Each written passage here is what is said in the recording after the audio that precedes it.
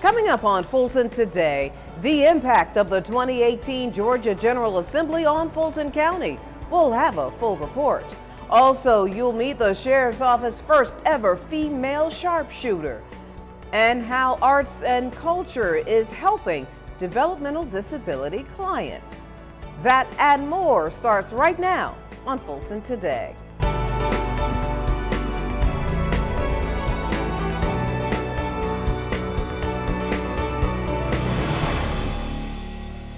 Welcome to Fulton Today, everybody. I'm Shania Chavis Rucker. With the 2018 Georgia General Assembly in the rear view, we now have a clear roadmap on how what lawmakers decided at the Capitol will impact Fulton County and its residents. Here now to give us a breakdown on all the things that happened is Fran Calhoun. She is the director of the Office of External Affairs. Fran, welcome back to Fulton Today. Hi, Shania. Thanks for having me. Well, first things first, tell us about the highlights of this legislative session. The 2018 Georgia General Assembly session is over, and it was quite a busy one. As constitutionally mandated, the legislature did pass a budget for the 2019 fiscal year. It also, for the first time since 2002, fully funded the Quality Basic Education Act, which funds all Georgia's public K through 12 education. Lawmakers also gave passage to the Georgia Emergency Communications Authority Act, which will modernize and update our fragmented 911 systems so that ambulances and fire trucks and the like can find persons not only with landlines but with cell phones. So this digitization, of course, is very important to our state. And will Fulton County residents see relief on the property tax front? Many Fulton County voters will have a chance come November to vote on property tax relief. As you know, the county already provides a floating homestead exemption for those ad valorem taxes that go to the county. This year, Fulton County voters will also get a chance to vote to have that same homestead exemption apply to their municipal and school taxes, and that is happening in most of the county. And the Fulton Industrial District issue that came up last year and then again this past session. What was the outcome? Yes, for the second year in a row, the legislature did pass two bills related to Fulton Industrial. And so the first bill will remove the constitutionally mandated district along that corridor. The second will annex the corridor into the new city of South Fulton. These measures, the first measure has to go to the voters also in November. And tell us a little bit about the bill to deal with distracted drivers. The Georgia legislature passed the Hands-Free Georgia Act. This mandates that anyone choosing to talk or to text while driving has to do so by the use of a Bluetooth or other hands-free technology. Otherwise, motorists will be fined and receive points on their driving record and possible suspension. And of course, I can't let you go without talking about how legislators dealt with the transit issue. The Georgia legislature passed House Bill 930, and House Bill 930 creates the Atlanta Transit Link Commission. This commission will oversee the coordination and planning of transit projects in a 13-county region, of which Fulton County is one. And this will also allow those counties to levy sales taxes from 10 to 30 years for transit projects. The governor has promised $100 million in bonds for the project also, and so voters will also have an opportunity to vote on this measure. Fran Calhoun, great job this session as always. Thank you so much for your time. Thank you for having me. Absolutely. Well, there is a new home for Fulton's office whose mission is to support a skilled and trained workforce. During the WorkSource Fulton strategic planning meeting, it was announced that the division will now fall under Select Fulton, the county's economic development office. WorkSource Fulton previously was a part of the Department of Community Development. What's great about this new model is now we have a pipeline where we're taking disadvantaged residents of Fulton County that are leveraging these WorkSource dollars and pipelining them straight into the businesses that we work with on the economic development side that can take advantage of this trained and qualified workforce in order for them to be successful here in Fulton County. WorkSource Fulton has organized a number of successful job fairs with its community partners to help residents become gainfully employed. Select Fulton plays an important role in creating the right environment to stimulate economic growth. Well, by now you have had to have heard that the Fulton County Sheriff's Office has its first ever female sharpshooter in the ranks. Here joining me now is Deputy Lisara Norwood. It is so great to see you. Welcome to Fulton Today. Thank you for having me. So first things first, everybody wants to know, how in the world did you become interested in becoming a sniper? Once I first got on the SWAT team, I draw interest to shooting guns. My sergeant, Farrah, he kind of introduced me to the sniper rifle. Once I shot it the first time, I loved it. So I continued to practice, and that's how it got me here. And word on the street is that you were one of the top performers in your sniper class. Tell us about that. It was a lot going on. I mean, we did different challenges and different skills just to see where we are at.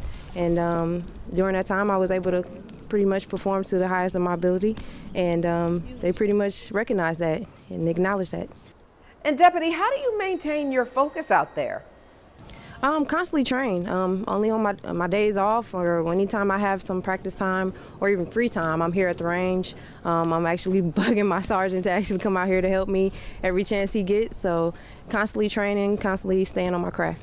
And so for all of the little girls that are out there, tell us what it's like to be the only woman on the SWAT team. It's pretty much normal for me. I am the only girl of two older guys or older brothers, so it's pretty much normal. It's like family, so they treat me like a little sister and very overprotective, so it's pretty good. And finally, speaking of women, what is your message to all women out there, maybe to dispel the myth about being able to do this kind of a job? Don't fall into the stereotype of women is stuck in a box. We are created to stand out. We are created to be challenged every day and to work to the best of our potential. It's only up to us to actually dig deep inside and bring that out. If you can, stay focused on yourself and continue to work hard, then other people will see that too. Well, we saw firsthand, you know what you are doing. Deputy Norwood, it is great to have you in the Fulton County family, and thank you so much for your time. Thank you for having me. Well, keeping track of exciting county news, just like the Deputy Norwood story, well, it's just one click away. Fulton's weekly One Fulton Newsletter is delivered straight to your email account. All you have to do is sign up for the information. The electronic communication helps remind residents of upcoming deadlines, looks back at the week's top headlines, and shares potential top stories for the following week. This is just one of the tools we use to keep citizens informed about Fulton County government. It includes information about our programs and services, tips and tricks and things on how to get information from the county, access services. We include content from our Fulton Government TV, from HETV. We include announcements about programs and events that are happening. So it's a great tool for citizens to stay informed and stay involved in their county government. Sign up is easy and it is free. All you have to do is log on to the county's website at fultoncountyga.gov. Click the blue Fulton County Newsletter icon on the right side of the page and enter your email address and then click Join. A group of Fulton managers is working to improve literacy for county youth. Barrels have been set up in the Government Center atrium, the Juvenile Court atrium, and the South Service Center for residents to donate new or gently used books. Books for children as young as newborns to books for young adults are needed. Once collected, they will be given away between June 4th and 8th to children who visit the Fulton County Court. Participants in the county's Certified Public Manager program launched the Public Service Initiative and are asking for donations by May 18th. So as part of the Certified Public Managers program, we decided to do a community service project. So our section is called Cohort C, and as a member of Cohort C, we wanted to give back to the community by distributing books. We thought it'd be a great idea to encourage literacy here in Fulton County. And one of our strategic goals is all people are self-sufficient, and specifically it addresses literacy rates at ages 8 through high school. If you want to donate but can't make it to a donation bin, you can schedule a pickup by calling 404-613-4714 or 404-612-0239. And still to come on Fulton Today, having your say on improving water reclamation services. It's part of our district by district coverage next.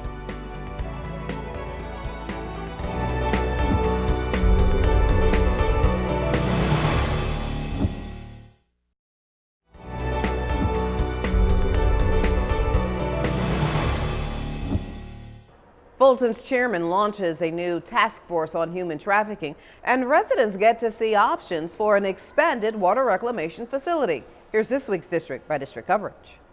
We begin with Chairman Rob Pitts and his newly established task force on human trafficking. The at-large commissioner says the group will specifically address a crisis affecting middle school age girls in Atlanta and Fulton County. We're putting this group together of private citizens and others involved in law enforcement to help us so that we will be able to raise the awareness among the public, not only those who live here, but those who come here to visit as well, about this potential problem, and that as a result of that, we can hopefully reduce some of it. Whether we will be ever able to eliminate it altogether is another story, but it is worth the effort that we're putting forward. And what's been really surprising and amazing to me is how many people, once they've heard about this task force, have ideas and suggestions as to what we need to be doing. The chairman is finalizing task force membership, but will bring together a number of community leaders who are already engaged on the issue. The task force will make policy recommendations and identify resource gaps in meeting the needs of victims, as well as greater prevention efforts to keep children out of harm's way.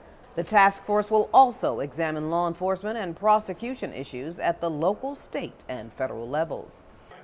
District 2 Commissioner Bob Ellis gets a look at the plans to upgrade and expand the Big Creek Water Reclamation Facility in Roswell. The Fulton County Department of Public Works team held a public meeting to provide an overview of the scope, timeline, and benefits of the expansion and to hear community input. Expansion is necessary for two reasons. One, the North Fulton area continues to grow and we're getting more and more demand for wastewater treatments. But more importantly, the current plant is really at the end of its useful life. It's old technology, and this gives us a chance to upgrade the technology, make it more environmentally sensitive, make the water quality that's coming out of the plant much greater than what's going out today. There will be a huge difference in the quality of the water leaving a membrane system than a conventional system. The project will upgrade and expand the facility from 24 to 38 million gallons per day to meet the projected wastewater treatment demands from the future growth and also eliminate odors from the facility. We're making the high-level decisions for the design and what will actually be designed, and then we'll move into the second phase next, or we call it phase 1B, which will be the final design phase. The project is expected to be Fulton County's largest public works project in the next 50 years. District 4 Commissioner Natalie Hall joins the conversation about the positive merging of arts and culture programming for behavioral health and developmental disabilities clients. The commissioner took part in the Value of Creative Expression panel discussion, which was birthed out of the Creative Like Me joint initiative. Arts is a way of healing the mind, body, and soul. And as the commissioner who is the executive sponsor of All People Are Healthy, I believe in a holistic approach to health, and that includes the arts. The Value of Creative Expression emphasizes the importance of cultivating and encouraging creative expression among developmentally disabled adults. We'll have much more on the program and the panel discussion later in the show. District 5 Commissioner Marvin Arrington Jr. hosts his first Black Girl Magic panel as a part of Women's History Month. The commissioner was joined by a number of professional women who convened discussions about activism, health, media and film, and entrepreneurship. It is so important that we honor their achievements. You think about Katherine Johnson. You think about the young lady that just died that was the Brown from Brown versus Board of Education. I never really knew who she was, but to hear that she just passed and the sacrifices that she made for all of us. And so we just wanted to take this moment to celebrate black women and all that they do. And I make them vote. So as little as 4th grade, as little as 5th grade, we get them in the habit of voting. Fulton Chief Magistrate Judge Cassandra Kirk was a part of the activism panel. The Black Girl Magic movement began in the country in 2013 as a concept to celebrate the beauty, power, and resilience of black women, and was referred to in a speech made by former First Lady Michelle Obama at the Black Girls Rock Awards. I had the pleasure of serving as Mistress of Ceremony for the Commissioner's event. And finally, District 6 Commissioner Emma I. Darnell joins the nation in commemorating the 50th anniversary of the death of Dr. Martin Luther King, Jr. Everybody knows what Dr. King was about. He was about injustice. He was about fairness. You know, everybody knows what he was about. What are you doing in that area? The commissioner keeps the memory of Dr. King alive every day as she has a portrait of him hanging in her downtown office. And still to come on Fulton Today, an update on the flu cases in the county. Stay with us.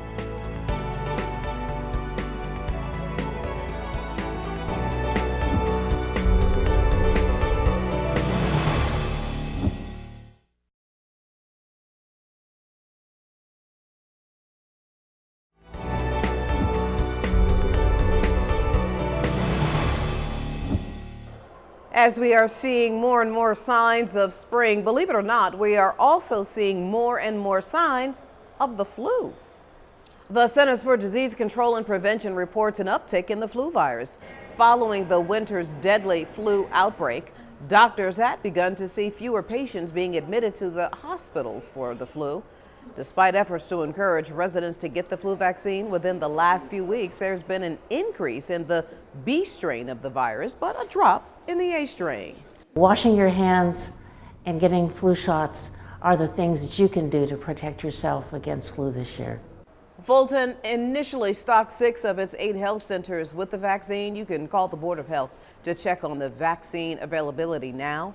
Doctors say it takes 2 weeks for the vaccine to kick in. They are expecting the flu season to finally end in May. Fulton's behavioral health and arts and culture professionals have a needed conversation about how residents with developmental disabilities can benefit from arts programming. FGTV's Priscilla Ortega has the story. These are artists. These are folks that we have taken the stigma off of. In an effort to raise awareness about the value and various types of enhanced arts programming available in the county, Fulton's Director of Arts and Culture led the Value of Creative Expression panel discussion. The purpose, to provide insight and inspiration to individuals living with a disability and their caregivers. As a parent of a child who is involved in the program here at Central Training Center, it was enlightening and encouraging. The panel discussion is a part of a larger initiative developed by Fulton's arts and behavioral health professionals. Collaboration is key. I mean, if we're going to do anything holistically, we have to engage and involve other people, other departments, other levels of expertise. The idea for the Creative Like Me project began with a proposal from Arts and Culture as a means of reaching over 300 developmentally disabled adults with enrichment through creative expression. That collaboration kicked off in March with the opening of the Creative Like Me exhibit in the Peachtree Gallery of the Fulton County Government Center. The exhibit features the artworks of developmental disabilities clients. We are to celebrate this year, right? We've got the commissioner of the county talking about developmental disabilities, which may be something we don't always get to hear, right, from our officials. So I just applaud you for that accomplishment. During the opening reception, excited participants and their parents proudly posed for photographs as they stood next to their artistic creations. Though the panel discussion ended about how to best serve clients with developmental disabilities, professionals say the long-term conversations have only just begun. The next step, and we got a suggestion, a great suggestion from one of the parents, is to expand the program and to also expand the exhibition and do a traveling exhibit. And as for the exhibit at the Fulton County Government Center, the artwork will be on display until Thursday, May 24th. Reporting for FGTV, I'm Priscilla Ortega. Recent fires and tornadoes in the metro area highlight the need for the American Red Cross and all of their efforts. Well, Fulton County government is a partner of the Red Cross and opened its doors at the South Service Center for a blood donation drive. Each quarter, Fulton serves as a donation collection site, and employees roll up their sleeves to give. I come to give blood because I want to help. I want to help people in situations where they might need blood. It's very important to me. I guess, a feeling of fulfillment that I'm actually doing something, and to me, that's the least I can do. You can donate anytime by logging on to redcrossblood.org/donate. Up next on Fulton Today, details about this year's Wolf Creek concert series. Stay with us.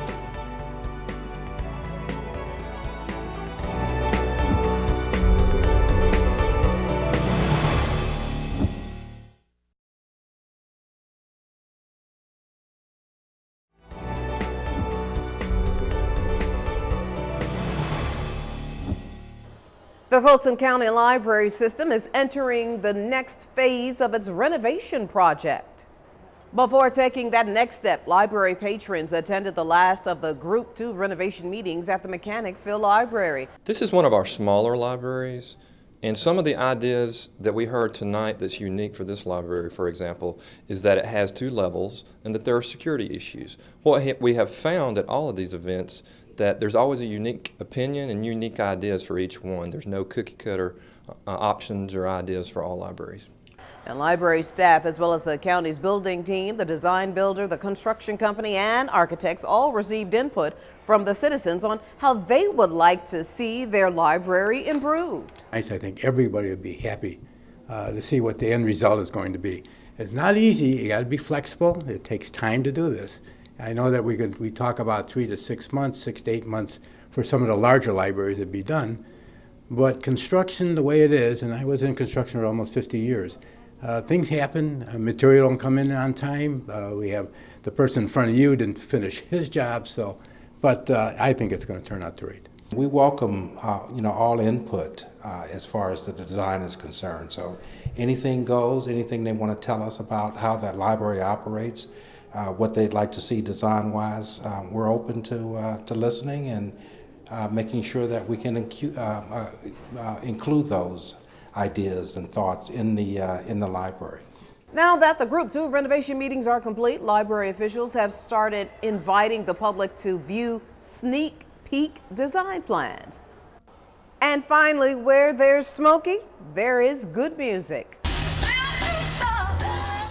The 2018 Wolf Creek Amphitheater Concert Series kicks off later this month with a performance from the legendary Smokey Robinson on Saturday, April 28th. The original R&B Motown soul singer is just one of the many acts scheduled to perform at the Outside concert venue this year.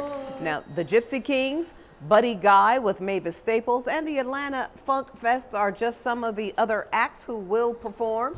For the second year in a row, Live Nation will be in charge of managing operations at the amphitheater. It's going to be a great summer. We've got, like I said, we'll see some jazz shows coming as well, which I know a lot of folks have been asking for. So we've got Brian Culberson in May, we've got Dave Koz coming in June, we've got Boney James coming in August. And each of those acts have, probably 3 or 4 other jazz musicians with them as well. So that's going to be something different that we'll see. So we're very excited to get the season kicked off and have some variety and continue with some of our favorites as well. And once again, parking is free and concert goers can bring their own food and drinks. To see the entire lineup for the summer series, go to wolfcreekamphitheater.com. And before we go, our reminder that we'd like to connect with you online. Be sure to follow FGTV on Facebook, Twitter, and Instagram for up-to-date Fulton County news. And you can watch a replay of this show and any other FGTV program anytime on our YouTube channel. Well, that does it for this edition of Fulton Today. I'm Shania Chavis-Rucker. Thank you so much for watching. Join us each week for news around and about Fulton County.